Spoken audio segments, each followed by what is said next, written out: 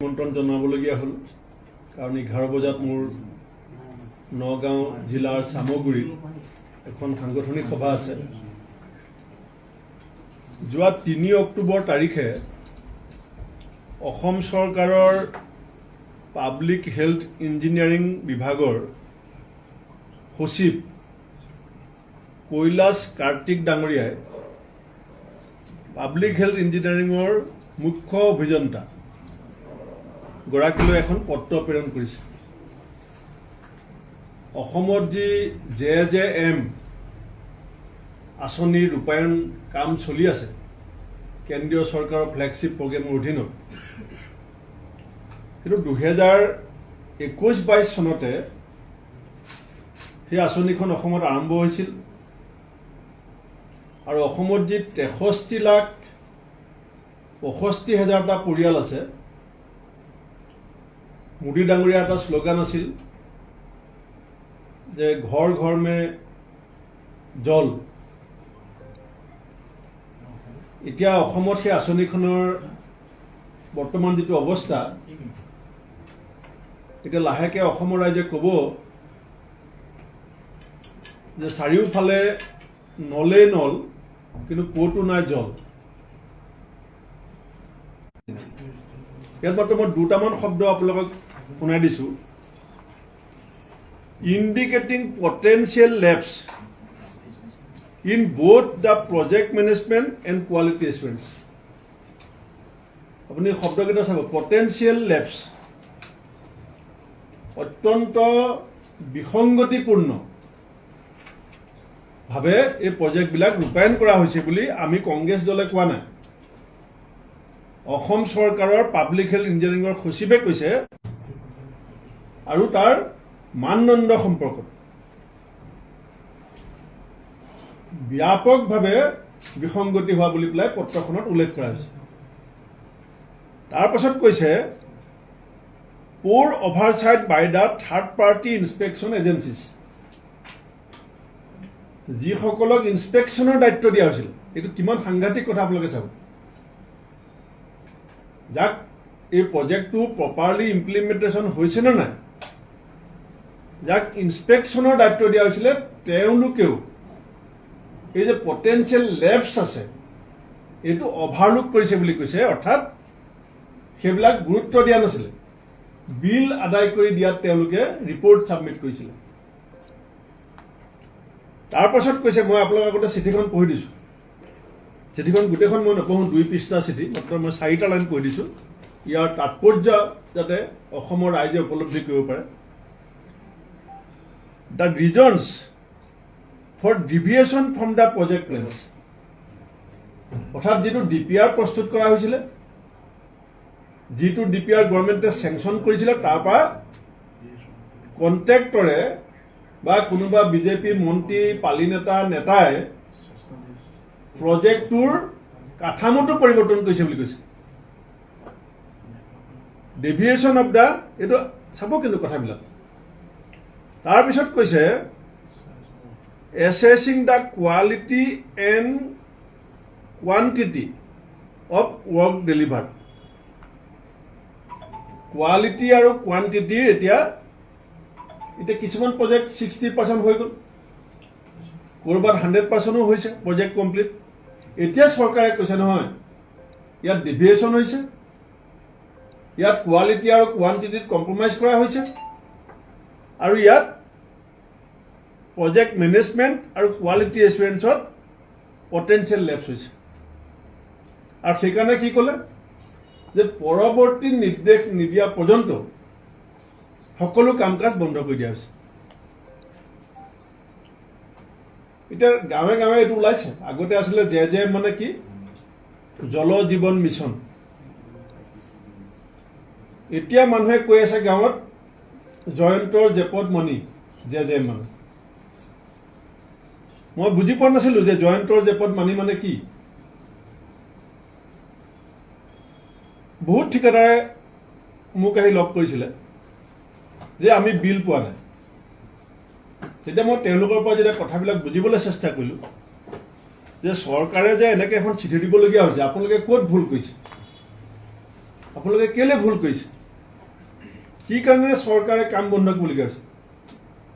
তেতিয়া ঠিকাদাৰে কৈছে যে আমাৰ কোনো উপায় নাই, কামটো লোৱাৰ আগত 8%ৰ পৰা 15%লৈকে আমি কমিশ্যন দিবলগীয়া হৈছে।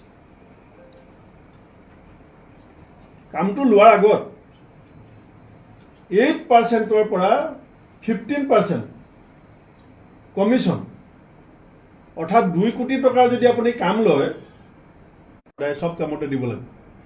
এফালে 15%, এফালে 5%, কামটো ধৰক 2 কোটি, তাৰমানে 40 লাখ টকা এটা তেওঁ আগতীয়াকৈ দি দিলে। এতিয়া যিবিলাক মানুহে কামটো আবণ্টন কৰাৰ কৰ্তৃত্ব আছিলে, কিন্তু আমাৰ অসমীয়া ভাষাত এটা কথা আছে যে খাই কাৰ খলা ডালত উঠিল, কাঠি চেলেকাৰ মৰণ মিলো। কাৰণ তেওঁলোকেতো 15%, 8% খাই ল'লে। এতিয়া ঠিকাদাৰে সেই 8%ৰ পৰা 15% পইচাখিনিক এডজাষ্ট কৰিবলৈ যাওঁতে কোৱালিটি, কোৱান্টিটি চবতে কম্প্ৰমাইজ হ'ল। আৰু চৰকাৰে নিজেই কৈছে যে ইনস্পেকশ্যন পাৰ্টিটোও কম্প্ৰমাইজ কৰিলে।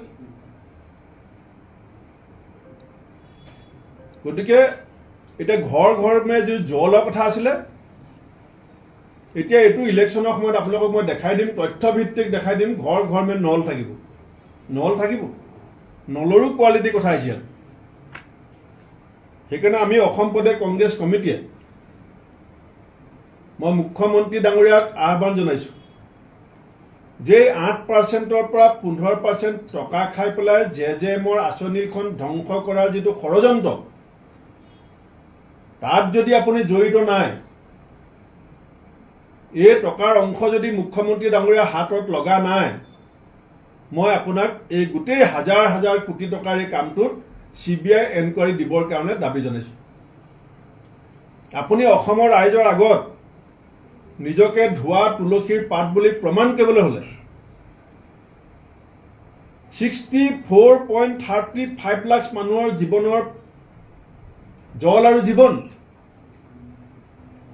আঁচনিখন অত্যন্ত ভাল আঁচনি বুলি আমি ক'ম, অত্যন্ত অসমৰ কাৰণে প্ৰয়োজনীয় আছিল। কাৰণ 60% বেমাৰেই পানীৰ কাৰণে হয়, বিশুদ্ধ খোৱা পানীৰ অভাৱতেই 60% বেমাৰ হয়। গতিকে এই গোটেই 63.35 লাখ মানুহৰ এতিয়া মাত্ৰ 10.75% মানুহে পাইপেৰে ঘৰত পানী যোগান পাই আছে। 6.67 লাখ এতিয়া অসমত আমাৰ চৰকাৰৰ দিনৰ পৰাই। হয়তো এতিয়া বিজেপিয়ে ক'ব যে কংগ্ৰেছে কি কৰিছিল, আমি কৰিব পৰা নাছিলোঁ।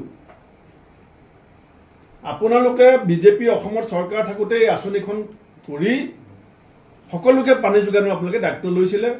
বাটে বাটে চাইনবোৰ্ড, ঘৰে ঘৰে জল, ঘৰে ঘৰে জল। এতিয়া ঘৰে ঘৰে নল, ঘৰে ঘৰে নল চলি আছে, জল মানুহে খাবলৈ নাপায়। কোৱালিটি, কোৱান্টিটিৰ ওপৰত আপোনালোকে যিটো সন্দেহ প্ৰকাশ কৰিছে, এইটোত মানুহে এতিয়া ভয়ংকৰ এটা যান্ত্ৰণাত ভুগি আছে। লগতে ঠিকাদাৰসকল, এতিয়া ঠিকাদাৰবিলাকো এই যে কাম বন্ধ কৰি দিয়ক, এইসকল কোন? থলুৱা। আমাৰ হিমন্ত বিশ্ব শৰ্মাই বাৰে বাৰে কয় থলুৱাৰ লগত তেখেত আছে, খিলঞ্জীয়াৰ লগত তেখেত আছে, থলগিৰিৰ লগত তেখেত আছে। কেইদিনমানৰ আগতে চাকৰি ৰেগুলাৰ কৰাৰ নামত 20,000 শিক্ষকৰ দৰমহা আধা দৰমহা কৰ্তন কৰি দিলে। এতিয়া এই থলুৱা, খিলঞ্জীয়া, থলগিৰি ঠিকাদাৰসকলৰ আপোনাৰ মন্ত্ৰীয়ে, আপোনাৰ নেতা, পালি নেতাই 8% পৰা 15% খাই ল'লে, অফিচাৰে খাই ল'লে। এতিয়া 40% ফাণ্ড ৰিলিজ হ'ল। এতিয়া বাকী 60% আনটিল ফাৰ্ডাৰ অৰ্ডাৰ, এতিয়া কোনো সম্ভাৱনা ইয়াত নাই। কাৰণ এই টকা নাহে, এই টকা আহিব নোৱাৰে দিল্লীৰ পৰা। কালি মুখ্যমন্ত্ৰীয়ে কি কৈছে যে কাম নহ'লে পইচা ঘূৰাই ল'ব লাগিব, কাৰণ পইচা পৰি থাকিলে কণী নেপাৰে। কালি মুখ্যমন্ত্ৰীয়ে কৈছে, এইটো মুখ্যমন্ত্ৰীয়ে মানি লৈছে যে য'ত য'ত পুঁজি আবণ্টন দিয়া হৈছিলে বিভিন্ন কামৰ কাৰণে, বিভিন্ন শিতানত, তাত কি কৈছে মুখ্যমন্ত্ৰীয়ে? কাম কৰিব পৰা নাই কাৰণে পুঁজিটো মই ঘূৰাই লৈছোঁ। মই পইচা পেলাই থ'ম নেকি কণী পাৰিবৰ কাৰণে?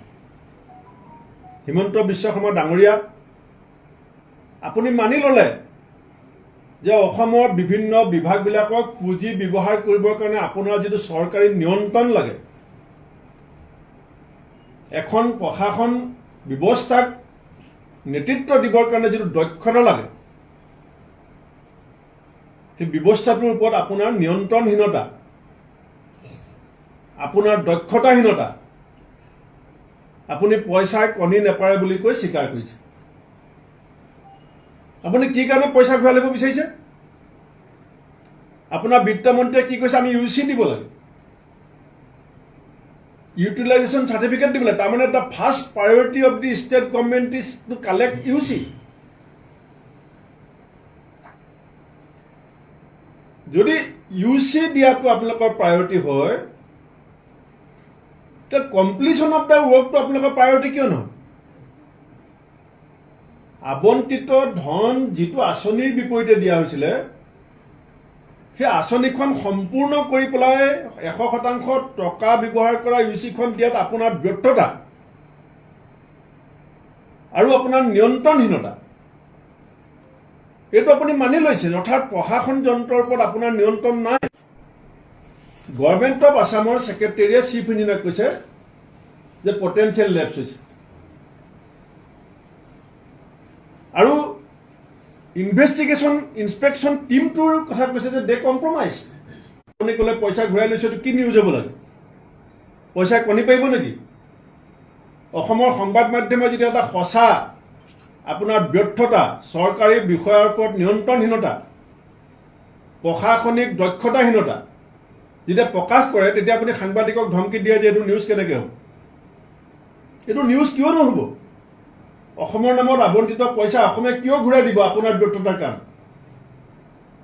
আৰু অসমৰ এই যে প্ৰায় 50 লাখ মানুহে যে পানী খাবলৈ নাপাব, তাৰ দায়িত্ব কোনে ল'ব? সেইকাৰণে মই অসম প্ৰদেশ কংগ্ৰেছ কমিটিৰ সভাপতি হিচাপে আৰু অসম সন্মিলিত মঞ্চ সভাপতি হিচাপে আমি এইটো CBI এনকুৱাৰী বিচাৰিছোঁ। আৰু CBI এনকুৱাৰী বিচাৰাৰ ক্ষেত্ৰত যদি মুখ্যমন্ত্ৰীয়ে সহমত প্ৰকাশ নকৰে, আমি CBI অফিচলৈকে যাম। আমি CBI অফিচলৈকে যাম। আমাক সিমান পৰ্যায়লৈকে